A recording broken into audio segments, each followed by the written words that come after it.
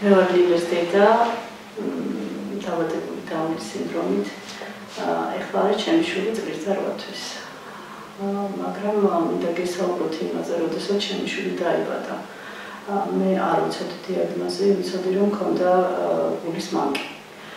მაგრამ აღმოჩნდა რომ მქონდა დაუნის სინდრომი და რა თქმა უნდა, როგორც ყველა დედისთვის იყო აბსოლუტური შოკი და იყო მოულოდნელობა. და რამდენიმე დღე დამჭირდა დავუშვათ იმისთვის, რომ გამეანალიზებინა რა მოხდა, მაგრამ ერთი ფაქტი გამეხმარა ძალიან. ეს იყო ჩემი მეგობარი, რომელიც ასე ვთქვათ, მაშინ ესე ვფიქრობდი, რომ გავიმეტე იმისთვის, რომ მეთქვა პირველი მას უთხარი, რომ ესეთი მდგომარეობა მეთქი და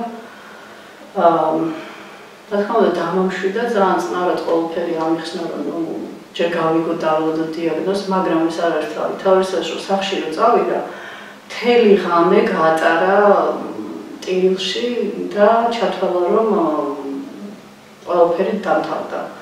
მეორე დღეს გადაწყვიტა რომ როდესაც ბავშვი იბადება, არავის არ აქვს უფლება არც მშობელს, არც მის ახლობელს, რომ არ გაეხარდეს და არ მიიღოს ის ისეთი როგორიც არის. და ნიშნად თავი დაჯის 2 კვირა საერთოდ აუჭამია საჭმელი და იყო სითხეებზე. ჩემთვის ეს იყო უდიდესი მესიჯი, რომ და როგორც კი მომიყვა ეს ისტორია, იმ წამიდან მივხვდი, რომ არავის არ აქვს მართლა უფლება მოიქცეს ესე და იყოს უბედური. იმიტომ რომ ჩვენ შვილებს სჭირდებათ პირველივე დღიდან სიყვარული, სითბო, რომელიც მისთვის არ მომიკლია, მაგრამ იყო ძალიან დიდი შოკი. ამიტომ ძალიან გთხოვთ, ჩემი ძალიან დიდი თხოვნა იქნებათ, რომ პირველივე დღიდან მიეცით თქვენ შვილებს ის სითბო, ის სიყვარული, რაც მათ სჭირდებათ და მერწმუნეთ, რომ ვერასდროს ვერ ასწავლით იმაზე მეც, ვიდრე თვითონ გასწავლიან. ბედნიერების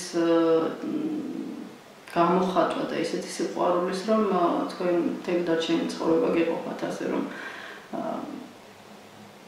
მიეცით თქვენ თავს იყოთ ბედნიერები და თქვენ შვილებს, რა თქმა უნდა, თქვენთან ერთად.